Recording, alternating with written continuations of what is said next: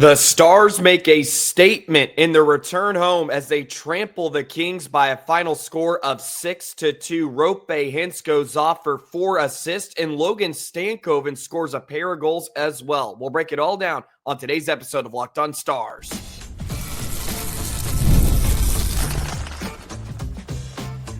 You're Locked On Stars, your daily podcast on the Dallas Stars, part of the Locked On Podcast Network. Your team every day.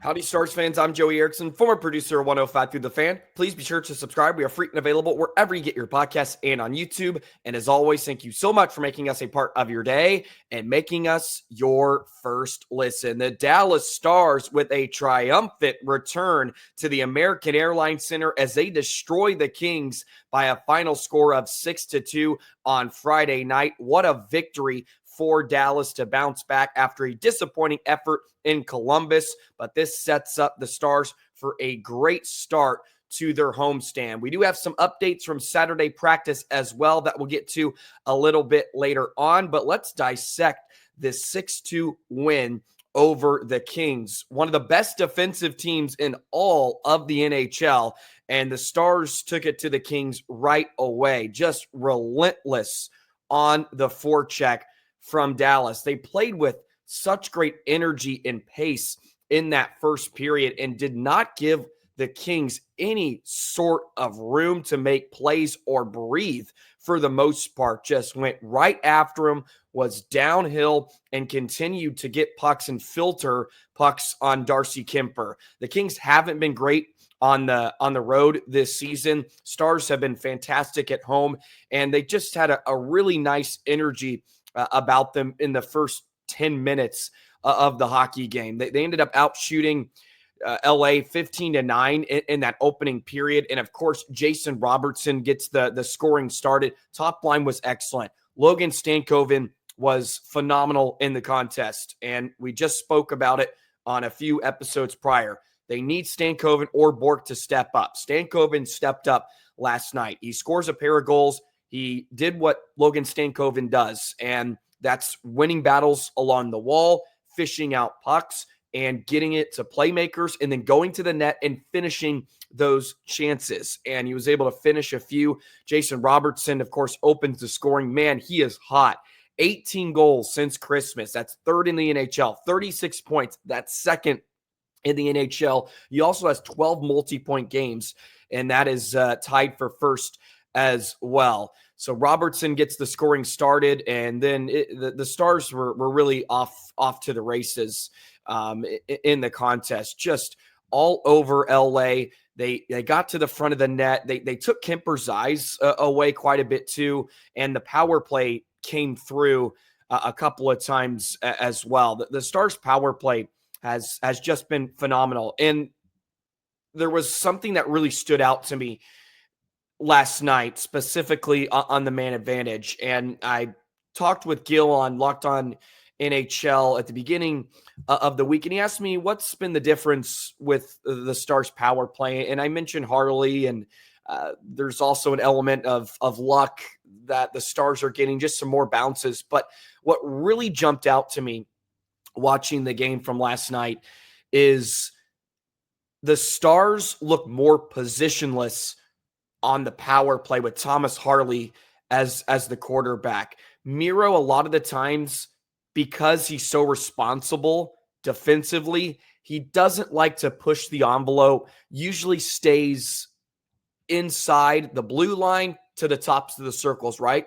Harley loves to move around, and it forces the defense in the box, or however the Stars are being defended on the PK, to move and get pulled out of position because Harley is flying around the perimeter.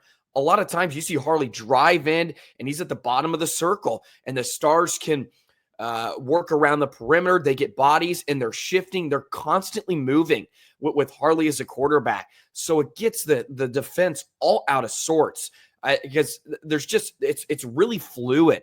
So fluid. That's what really jumped out to me last night. And I think it's been a difference on the Stars power play. Also, with just a more determination to take pucks to the net. Robertson, he's getting a lot more opportunities around the circle, the bottom of the circle. You'll see him take passes from the goal line, and he goes right to the net. He tried to stuff home a few on the power play before Stankoven's, or pardon me, it was I believe it was Johnston's goal in the second. Could have been Duchesne's in the first period, but I believe it was Johnston's power play goal in the second period, where Robo just takes it to the net, and they need more of that, right? They need some more of that, and they get 2 power play goals. It's so big, and it takes a lot of pressure off the Stars offense as a whole when they can capitalize when they get these opportunities. They had the 4-minute double minor early in the first, and Duchesne was able to pot home one, his 24th of the season. I mean, what a sick pass by Robertson, who sort of started the play to get it to Hintz, and then Hintz put it right on Duchesne's tape. By the way, Robertson, his first goal of the night, he starts that whole play from his own zone, the delay to spring Harley in. Harley drives, drops it off for, I believe it was Hintz at the time, and then Hintz continues to cut inside. Harley takes a guy with him. Then the shot comes, and it goes right to Robertson, who buries it. Or maybe it was Roope that was driving, and he dropped it to Harley. I think I got those two flip-flop. Harley with the shot, and then the rebound goes right to Robertson, and the beat goes on for him. Wyatt Johnston looked excellent. His line still has some issues. You know, Dodonov and Ben paired with him aren't fantastic. You look at the numbers, they're really the one trio that had some negative advanced numbers. The shots for the line at 5-on-5 had 2 shots and 8 shots against, and they had 3 scoring chances on the night, which isn't atrocious by any stretch, but they don't have a ton of firepower at 5-on-5. Fortunately, the Stars with their other 2 lines can wreak havoc, and they did. I mean, the top line was just unreal. They end up with a combined 8 points on the night between Stanky, Hintz, and Robertson.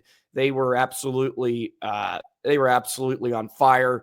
And then you can pair that with really nice efforts defensively from Lyubushkin and Lindell. Lyubushkin had a couple of brilliant defensive plays. Trevor Moore at one point, or Fogle, pardon me, was working one-on-one, who, of course, scored again tonight against Dallas. He said that the Stars number a bit. And look, the Kings had some looks too. The Stars had their breakdowns that ended up in the back of their net. They did hit a few posts. The Kings didn't create a ton of high danger looks against Ottinger, but they created quite a bit. And Otter made some saves here and there. But I thought the Stars, for the most part, were pretty strong defensively. But outside of, Dumba and Smith had their fair share of time in their own zone where they were swimming a bit. The first goal that Fogle scored, there was about 5 Dallas Stars above the tops of the circles, and Fogle and Deneau were just left in front. Cece and Lindell just got completely lost, and Otter's probably like a 2-on-0. This is weird from inside our own zone, but that happened. But just a big night all the way around. Bit of a statement win. LA's a fantastic team, and to put up 6 on Kemper in LA is no easy task. The Kings just gave the puck away a ton, especially in that first period. And you have to credit Dallas for forcing some of those errant passes as well. I thought the Stars just had great pace, and they were tracking, pursuing hard, and forechecking with determination, just winning puck battles. And they were able to translate that into goals as well. So just an excellent night. I think some of the lines you would expect LA to give Dallas some trouble did. The Byfield trio is really good. We discussed them in the preview, and then Fogle with Trevor Moore too. They wreaked some havoc as well. It was all things considered, a pretty complete game from the Stars as a whole. Got really great defense in front of Otter for the most part. Otter came up with some big saves. Power play comes through, and your top line shows out, and you're able to put away a pretty decent team in the Western Conference without any dramatics, any drama, which is kind of hard for the Stars to do this season.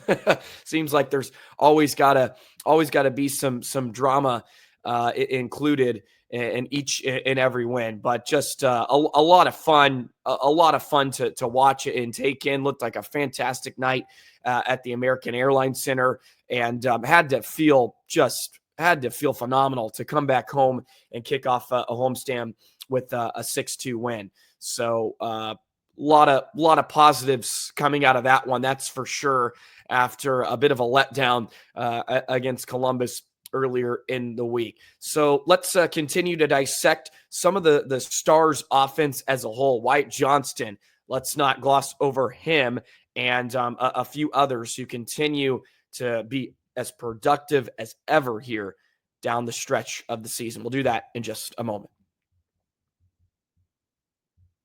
Today's episode of Locked On Stars is brought to you by FanDuel. When the game tips off, the NBA action is just getting started, and there's no better place to get in on the action than with FanDuel, America's #1 sports book. With FanDuel, you can place live bets throughout the game, so even if you miss the opening tip-off or want to bet on a fourth quarter comeback, you can stay in on the action. And if you're looking for a bigger payout, you can even combine your live bets into a same-game parlay. FanDuel is so easy to use, and you have live play-by-play on the app, so you can stay involved while you're on the couch watching the game, make some money, and you get paid instantly. That's a great thing about FanDuel. You can pick over-unders. You can just pick a side on who you want to win.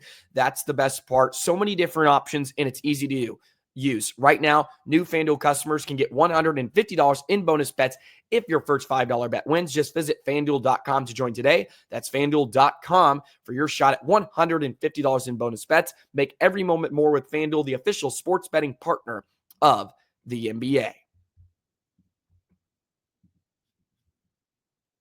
Wyatt Johnston quietly going about his business, extended his home point streak to 11 games last night, and has joined Jason Robertson, who had a 12-game point streak in 2022 and 23, as the only Dallas Stars players with a run of that length in the past 5 years. Johnston scores a power play goal yesterday to really sort of seal off an excellent start for Dallas in the first half of the hockey game. Johnston's goal put them up 4-1. And again, it's a power play goal with just simple stuff. Roope Hintz with the shot, and then it's deflected by Johnston off of Kemper and into the back of the net. But it starts with a simple shot from Harley from the point that he gets through. There was some screens in front of Kemper. Hintz and Johnston were right in front, and they end up deflecting the shot of Harley into the back of the net. Special teams was huge last night. If you include the steal shorthanded goal too in the third period, that was a silky little move to the backhand, and he goes roofers to beat Kemper shorthanded for Steele's 6th of the season. Sam Steele's just been such a great player, and every time he gets rewarded with a goal, that's a great thing. They need him to pot some goals every once in a while, and he usually deserves it. It's not the strength of his game. It's not his forte, but whenever he can chip in offensively, it's great. It's so nice to see Stankoven pot a few as well, along with Johnston, who's doing it at a more regular rate than Stankoven. I mean, seriously, Stars fans, once Stankoven just starts to shoot the puck past netminders, he's going to take the NHL by storm. I truly believe that. I talked about the numbers yesterday. His expected goals for is second on the team this season. He just has been a bit unlucky, and he's got to shoot to score a bit more. And what I mean by that is he doesn't pass up a lot of opportunities to shoot the pill. So sometimes he's just throwing pucks on net, and he's hitting the meat of netminders. I think if he starts picking his spots a bit more, he'll start to see that shooting percentage increase, and he'll get rewarded with a few more tallies. But how he's going to score most of his goals in the NHL too are going to be inside of 5 feet in front of the net. Like that's where he scored his second of the night last night off a Hintz just shot. Robertson creates the turnover, and Stankoven's in front, and a nifty little move to work around Kemper, and then he stuffs it home on the backhand. But that's where he's going to score his goals. He's a smaller guy. He's got to get to the puddle and get to the net. And we saw that on both of his goals. He's right in front of the crease, and he slams home rebounds. That's where he's going to score, and that's where he needs to be. And if he can do that consistently, he's going to score so many goals at the National Hockey League level, because that's where you get your looks. And in his smaller stature, he has to get there and just dig and find loose pucks. He's not going to just always beat goaltenders from the circle with an excellent wrist shot. He has that in his game, but when you're playing alongside Robertson and Hintz, he doesn't have to be burdened by trying to do too much. Just get to spots. Robertson and Hintz are going to find you, and Robertson's going to filter pucks on net. We know that. And if Hintz is, or if Stanky's there to just bludgeon home some rebounds, he can be a nice fit. And again, if Stanky can take this bull by the horns, this role of being the right wing for Hintz and Robertson, it gives Dallas a lot of versatility from lines 2 through 4. You can keep Granlund with Duchesne and Marchment for the time being. I think when Seguin comes back, you reunite them. Granlund plays with Johnston and Ben. That's what I'm sort of throwing out into the universe. I think that would be a nice trio. And then Dadonov can be on your fourth line, and that's a pretty good right winger to have on your fourth line, along with Beck or Steele, or Bork. Then it becomes a competition about who deserves to be in the lineup on an everyday basis. It's difficult with Bork and Stankoven because I think both have earned an opportunity to play on the top line at this point. Bork's had a really nice last month. He's starting to figure it out. And Stankoven, just the way he plays, he's so consistent. You know what you're going to get with him. So he's going to get his opportunities.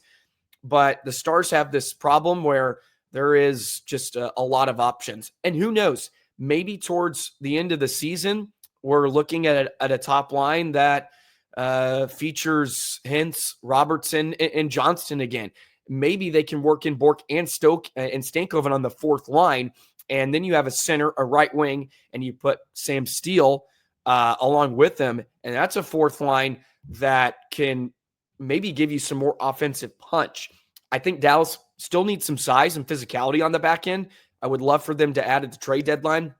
I'm not on the back end, but as a bottom six forward, I think they could use a little bit different archetype, as I've sort of preached here over the last few months. They just need something a bit different, sort of how Lian Bichsel is for Dallas on the blue line.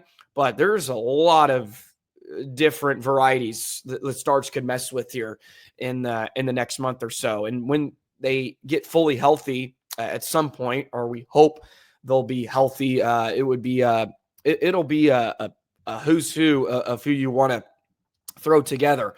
By the way, Dutchy at 60 points last night became the first Dallas Star player to hit the 60-point mark this season during the team's 3-goal first period, and most consecutive 60-point seasons from start of a tenure in franchise history. Duchesne has 2 consecutive. Tyler Seguin had 6 straight when he came over from Dallas, which isn't too much of a surprise since Seguin was joining Dallas before he really even entered his prime. Dutchy, you would say, is past his prime, but who knows? He's looked pretty darn good for in his mid-30s. And scored a power play goal last night. But I mean, 8 combined points from your top line. You're going to win a lot of hockey games with that. And then when you can follow that up with Duchesne and Marchment, it's just they're a tough team to beat offensively. And this is more of what we expected from Dallas. offensively to begin the season. We thought they were going to come in and just kind of blaze the world apart, and that wasn't the case with some slow starts from multiple guys. Johnston, a bit of a slow start. Roope even off the hop. Robo especially. Just each line seemed to have one guy that was fighting it a bit besides Duchesne and company. That line has been consistent since day one of the season, but just a fantastic return home off a road trip. It had been 25 days since the Stars have played a game at the AAC, and they put the beat down on the Kings, which was very, very nice to see. We do have some updates from practice here since Stars are in Frisco on a Saturday, so want to relay those updates to you. Sam Nestler is at practice along with other Stars media members, so want to share some stuff, which possibly includes Lian Bichsel. I'll tell you more in just a moment. Today's episode of Locked On Stars is brought to you by Trade Coffee. If you like coffee, your mornings have to start with a good cup, right? But sometimes you get tired of that grocery store brand that just isn't cutting it. That's why you can turn to Trade. And let me tell you, Trade has coffee that will take it to the next level. Trade is the #1 specialty coffee marketplace in the U.S. It brings you fresh coffee from over 50 of the country's top roasters. Their experts have taste tested thousands of coffees, curating over 450 amazing roasts. Whether you're into new coffee or you know exactly what you like and you like to have it every single day, they'll handpick the perfect match for you. And Trade exclusively is offering our listeners 40% off your first order at drinktrade.com/lockedonnhl. The subscription makes it so easy. No more last minute grocery store runs or settling for whatever is on the shelf. And if you don't love your first bag, no worries. Trade will replace it for free until they get it right. And as I mentioned, exclusively offering our listeners here at Locked On Stars 40% off your first order. drinktrade.com/lockedonnhl. That's drinktrade, TRADE.com/lockedonnhl for 40% off your first order. drinktrade.com/lockedonnhl. We have some updates from Dallas Stars practice on a Saturday, so figured I would share those with you. Sam Nestler was at practice, of course, a fantastic beat writer, and he's host of DLLS Stars. Threw some updates out on X, and he was skating at practice, which is a great sign. Of course, he was in concussion protocol recently, and Lian Bichsel is doubtful, for tomorrow against the Blues, and probable for Tuesday night against New Jersey. Pete DeBoer listed him as day-to-day. So the Stars could be getting Lian Bichsel back relatively soon. There was an interesting tidbit here. This comes from Robert Tiffin, and it says, Jason Robertson said today he probably won't be physically 100% until this summer. Said surgery/missed training camp hurt his focus as well as strength early on. Also trained with brother Nick over the Four Nations break in Florida. Said he had fun and is mentally feeling good now. So really interesting stuff there as well. And that the surgery and lack of training camp certainly hurt his production early on this season. But man, he is making up for it now. That is for certain. He's on an absolute tear right now, which is incredible to watch. And it's just a lot better feeling as a Stars fan to watch Dallas when Robertson is playing this type of way. It just adds such a dynamic that when he's not playing good, he's just not involved. He's not engaged. And I've said it before, he's a ghost a lot of the times when he's not scoring and he's not having an impact. And it forces the Stars to play really without their top line on some nights. And Roope's phenomenal, of course, and he's a #1 center, but Robo's a big part of that. And when he's playing this way, it's just like every night it's 4 or 5 scoring chances, and it's 4 or 5 high-quality looks at opposing netminders. Makes life so much easier for Dallas. Dutchie did take a puck to the face in that third period, but He was all right. It just seems like the Stars have a bad run currently of players that are getting pucks into the facial region. Eli Lyubushkin also had some discomfort after blocking a shot one night. And Pete DeBoer had a joke after the game that said, I think he always looks that way, which is pretty funny. And I think those are the type of guys too that just, it's kind of like Chris Tanev in a way, man. They're always taking rubber. They're always blocking shots and sacrificing the body.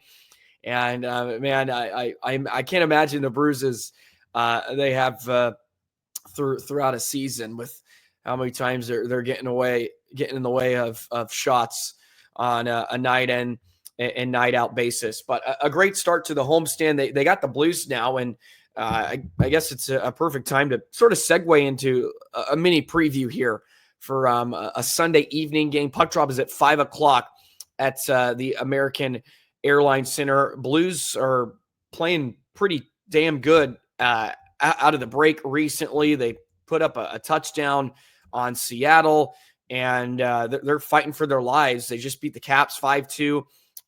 They're a couple of games over 500, and since Jim Montgomery took over, they're 19-14-5. So there will be that storyline involved with the former head coach of the Stars, Jim Montgomery, coming back to Dallas. But they have a lot of young, talented center icemen. Jordan Kyrou, Thomas, Holloway, who's having a great season. He came over in the summer from Edmonton. And it's a team that's sort of ahead of the curve right now, I think you could say.